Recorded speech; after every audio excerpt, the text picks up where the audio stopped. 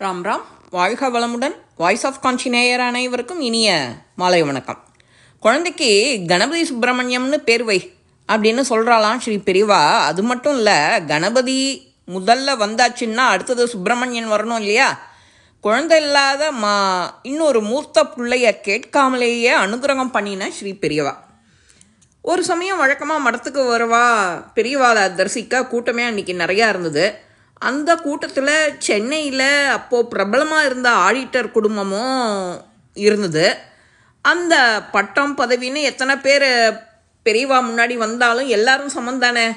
அதனால் எல்லாரும் போல் அவளும் வரிசையில் அன்றைக்கி தங்களோட முறைக்காக காத்துண்டு மெதுவாக நகர்ந்துட்டுருந்தா.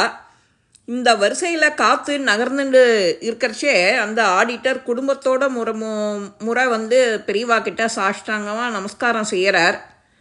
அவரோட வந்திருந்த வாழில் ஒரு பெண்மணி தன் கையில் இருந்த பச்சை குழந்தை பெரியவா முன்னால் ஒரு துண்டில் விட்டுட்டு நமஸ்காரம் பண்ணுறா. எழுந்துட்ட ஆடிட்டர், என்னோட பேரன், குடும்பத்துக்கு வாரிசு, பிறந்து 3 மாதம் ஆறுது. பெரியவா அனுகிரகம் பண்ணணும், பேர் வைக்கணும்னு காத்துட்டு இருந்தோம். யாத்திரை முடிச்சுட்டு நீங்கள் மடத்துக்கு வந்துட்டேன்னு தெரிஞ்சுது.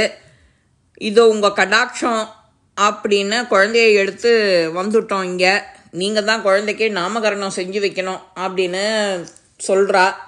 குழந்தைய கொஞ்ச நாள் உத்து பார்க்குறா பெரியவா. அன்றைக்கி சங்கடகர சதுர்த்திங்கிறதுனால மடத்தில் ஒரு சில இடத்துல வேத வித்துகள்லாம் கூடி கணபதிக்கு உரிய மந்திரங்களெல்லாம் சொல்லிகிட்டு இருந்தா. அந்த கோஷம் எங்கேருந்து வருதுன்னு பார்க்குறாப்புல குழந்தை மெதுவாக தலையை தூக்கி திருப்பி பார்த்துது. குழந்தைக்கு கணபதி சுப்பிரமணியம்னு பேர் வை அப்படின்னுட்டா பெரியவா. ரொம்ப சந்தோஷம் பெரியவா. குழந்தைக்கு நீங்கள் நாமகரணம் பண்ணி வச்ச இந்த நாள் சதுர்த்திங்கிறது காலத்துக்கும் ஞாபகத்தில் இருக்கிற மாதிரி கணபதி சுப்பிரமணியம்னு பேர் வச்சிருக்கள். அதோட சுப்பிரமணியங்கிறது எங்கள் குலதெய்வம் பழனி ஆண்டவனோட பேராகவும் அமைஞ்சுட்டோ. எங்களுக்கு பரம சந்தோஷம் அப்படிங்கிறார் அந்த ஆடிட்டர். குழந்தையை தூக்கிட்டு பிரசாதம் வாங்கி புறப்பட தயாராரா. ஒரு நிமிஷம் இல்லை, கணபதி சுப்பிரமணியன்னு பேர் வச்சது அதுக்காக மட்டும் இல்லை. கணபதி முதல்ல வந்தாச்சுன்னா அடுத்தது சுப்பிரமணியம் வரணும் இல்லையா? அண்ணா வந்தாச்சுன்னா அடுத்தது தம்பியும் வரணும் தானே. அதனால தான் கணபதி சுப்பிரமணியம்னு பேர் வச்சேன். என்ன புரியுறதா அப்படின்னு சொல்லி பெரியவா ஆசீர்வாதம் பண்ணி அனுப்புகிறாளாம். இது நடந்து 2 மாதம் ஆச்சு. அதே ஆடிட்டர் இப்போது தன்னோட ஆத்துக்காரி 3 பிள்ளைகள், 3 நாட்டு பெண்கள், குழந்தை, கணபதி சுப்பிரமணியம் எல்லாரோடையும் பெரியவாளை தரிசிக்க வந்திருந்தா. அப்போது பெரியவா முன்னால் நின்னதான் ஆடிட்டரோட உடம்பு லேசாக நடுங்க ஆரம்பிச்சுடுத்தோ. ரொம்பவே உணர்ச்சி வசப்பட்டுட்டார். அவரை பார்த்தாலே புரிஞ்சுது, பெரியவா நீங்கள் நிஜமாகவே தெய்வம்தான்.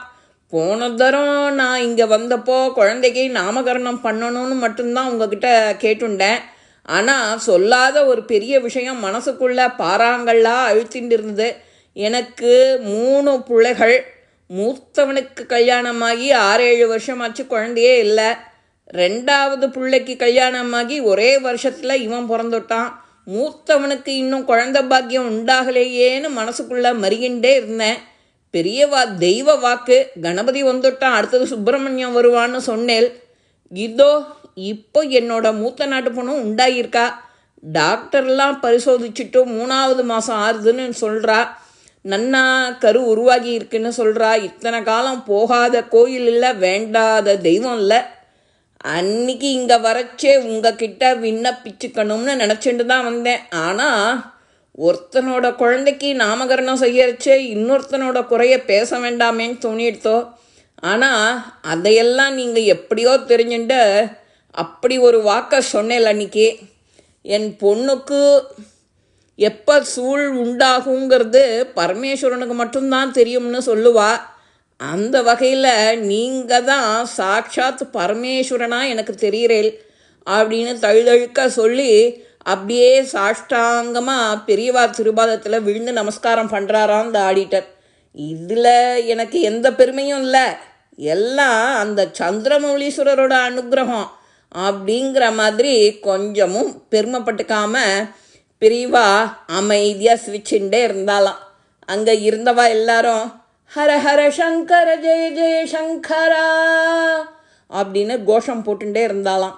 பெரியவா அனுகிரகம் ஒன்றொன்றும் நாம் கேட்கும்போது எவ்வளவு பெருமை, எவ்வளவு நாடி நரம்பெல்லாம் இழுக்கிறது. கேட்குறதே இவ்வளவு பாக்கியம்னா பெரியவா முன்னாடி இதை நான் சொல்லி நீங்கள் அதை கேட்குறது இன்னும் பரம பாக்கியம். இந்த பதிவு உங்கள் எல்லாருக்குமே பிடிச்சிருக்கோம். லைக் பண்ணுங்கோ, ஷேர் பண்ணுங்கோ, பெல் பட்டனை கிளிக் பண்ணுங்கோ, சப்ஸ்கிரைப் பண்ணுங்கோ, கமெண்ட்ஸ் பாக்ஸில் கமெண்ட்ஸ் போடுங்கோ. ஸ்ரீ மகாபிரிவா திருவடிகளே சரணம்.